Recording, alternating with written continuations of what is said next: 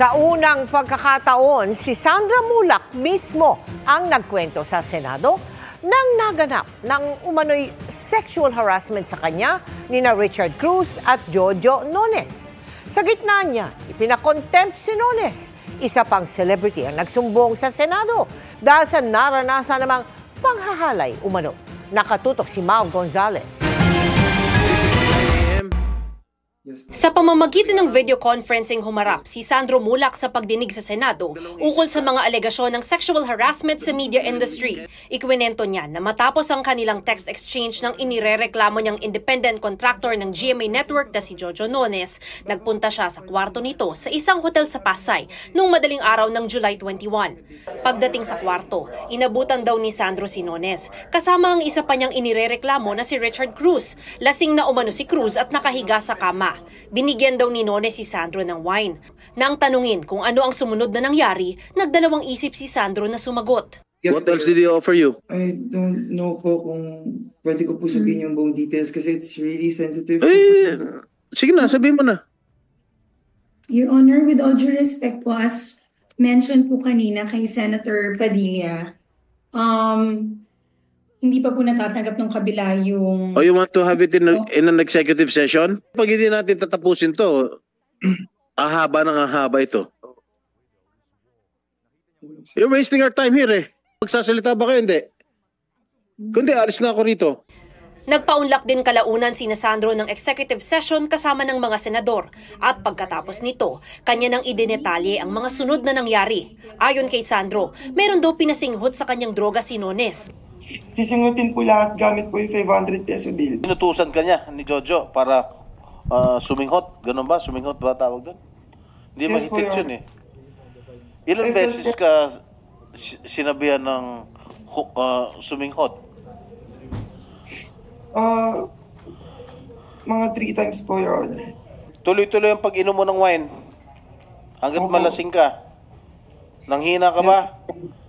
Yes po, Your Honor. Nung pinapasinghot ka nitong dalawa,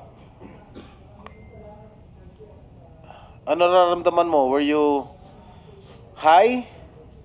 Nanghina ka ba? Namanhid po ako, Your Honor. You lie down in the bed. Am I correct? Hindi po ako nag-lie down. Hinila po ako sa bed. Sino nang hila sa'yo sa bed? Jojo Nones po. Tumanggi na si Sandro na magdetalye sa nangyari, pero meron pa raw sinabi sa kanya si Nones. Totoo ba, based on my investigation, sinabi sa'yo, Sandro, ni Jojo Nones, what happened here stays here? Yes po. Sino nagsabi nun? Si Jojo Nones po, Your Honor. You were sexually harassed, correct? Yes po, Your Honor. Sina Nones at Cruz, mariin ang pagtanggi sa mga sinabi ni Sandro. You deny? Yes po, Your Honor, we deny allegations po. Ano ginawa niyo doon sa bata? Wala po kaming ginawang masama kay Sandro, Your Honor. Ano nga ginawa niyo? Doon nandun siya. Wala po, Your Honor. Really? Nagkwentuhan, we really? played music, we socialized, Your Honor. Your Honor, hindi po totoo yun. Hindi na kayo naawa sa bata? Your Honor, with all due respect, please don't judge us. Hindi pa po kami convicted sa case. The case has just been filed po. We are not lying po, Your Honor. We're also just defending our side. Itinanggi rin ni Nones at Cruz na nag-alok sila ng donasyon sa charitable institution na mapipili ng pamilya Mulak. Bagay na inalmahan ni Senate President Pro Tempore Jinggoy Estrada dahil taliwasan niya ito sa mga affidavit ng biktima pati ng witness na si GMA Senior Vice President Attorney Annette Gozon Valdez. Kaya naman ipinakontempt na siya ng Senate Committee on Public Information and Mass Media. I move that he be cited in contempt. There is a motion to cite Mr. Jojo Nones in contempt. Without any objection, the motion is approved, so ordered. Dahil dito, idinetain si Nones ng Senado.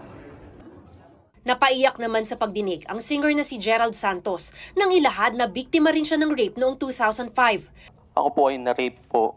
Na-rape? Na-rape po ako, Your Honor. Yung musical director? Yes po. I was only 15 years old at that time, Your Honors. So wala po talaga akong lakas ng loob nung mangyari po yung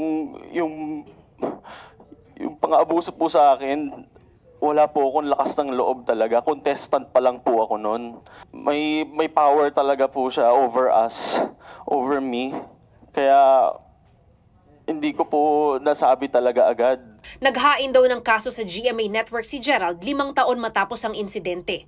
Base sa dokumentong hawak ni Estrada, sinuspinde at inalis ng GMA ang sangkot na musical director. Pero sabi ni Gerald, naramdaman umano niya na naapektuhan na ang career niya. Ang musical director po na ito ay connected po sa mga ibang executives po dun sa loob. So, ako po ay napag-initan po dun sa loob.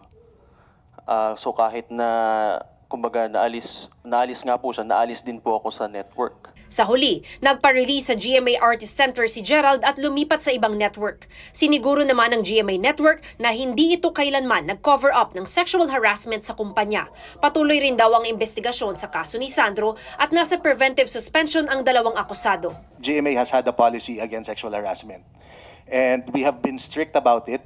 Again, we have never covered up any incident of sexual harassment. If they say that the department is not acting on it, they can go directly to legal, to HR, or to Office of the President. So there are different avenues, Mr. Chair. So we do not encourage any form of cover-up.